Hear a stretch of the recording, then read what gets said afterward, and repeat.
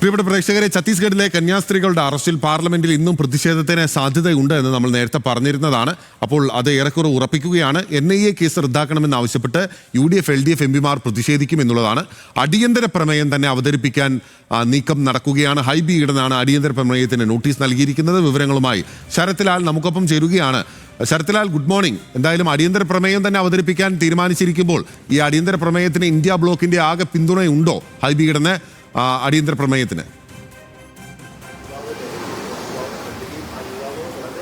Good morning Bineesh.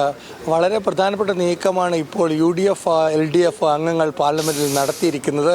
കാരണം ഈ പ്രശ്നം ഇവിടെ അവസാനിക്കുന്നില്ല. കന്യാസ്ത്രീകളുടെ മോചനം അല്ല പ്രശ്നം. കന്യാസ്ത്രീകൾക്കെതിരെ നടന്ന അതിക്രമവും അതുപോലെ ഇന്ത്യയിൽ നടക്കുന്ന അതിക്രമവും ദേശത്തിൻ്റെ ശ്രദ്ധയിൽ വരണം. ഇത് എങ്ങനെയാണ് ഈ പാർലമെൻറ്റിൽ ഉപയോഗിക്കപ്പെടുന്നത് എന്നതാണ് ഇനി നമുക്ക് കാണേണ്ടത്.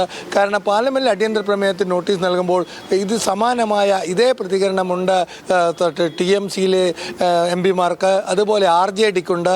സ്വാഭാവികമായിട്ടും ഇത് എങ്ങനെയാണ് കേരള MPമാർക്ക് ഇവരെയും കൂടി ഈ പ്രതിഷേധത്തിൻ്റെ ഭാഗമാക്കാൻ കഴിയുക എന്നതിനെ അടിസ്ഥാനപ്പെടുത്തിയായിരിക്കും ഇന്നത്തെ പ്രതിഷേധത്തിൻ്റെ ശക്തി എന്ന് നമുക്ക് പറയേണ്ടി വരും. ഏതായാലും 10 മണിക്ക് രണ്ടാം ഘട്ട സമര പ്രഖ്യാപനം നടത്താനാണ് LDF MPമാരുടെ തീരുമാനം. ഇനി എന്താണ്, എങ്ങോട്ടാണ്? ഇത് രാജ്യത്തിൻ്റെ ശ്രദ്ധയിൽ വരണം. അതുകൊണ്ട് തന്നെ പാർലമെൻറ്റിൽ നിന്ന് പ്രധാനപ്പെട്ട വിഷയങ്ങളൊന്നുമില്ല. അതുകൊണ്ട് തന്നെ ഇക്കാര്യം ദേശീയ ശ്രദ്ധ കൊണ്ടുവരുന്നതിൽ കേരള MPമാർ എത്ര കണ്ട് വിജയിക്കുമെന്ന് നമുക്ക് കണ്ടറിയേണ്ടി വരും. ഏതായാലും പാർലമെന്റിൽ അടിയന്തര പ്രമേയം ലോക്സഭയിൽ ഹൈബി ഈഡൻ നൽകിയിട്ടുണ്ട്.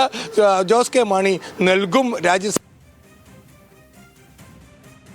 ശരത് ലാലിന്റെ ഓഡിയോ കട്ടായിരിക്കുകയാണ്. എന്തായാലും ഹൈബി ഈഡൻ ഇപ്പോൾ അടിയന്തര പ്രമേയത്തിന് നോട്ടീസ് നൽകിയിരിക്കുകയാണ്. ലോക്സഭയും രാജ്യസഭയും പ്രക്ഷുബ്ധമാകും ഇക്കാര്യത്തിൽ എന്ന സൂചനകൾ പുറത്തു വരികയാണ്. മലയാളി MPമാർ പ്രതിഷേധിക്കും. ബാക്കിയുള്ളവരെല്ലാം തന്നെ ഏറ്റെടുക്കുമോ എന്നുള്ളതും പ്രധാനപ്പെട്ട ചോദ്യങ്ങളിൽ ഒന്നാണ്. ശരത് ലാലാണ് വിവരങ്ങളുമായി നമുക്കൊപ്പം ചേർന്നത്.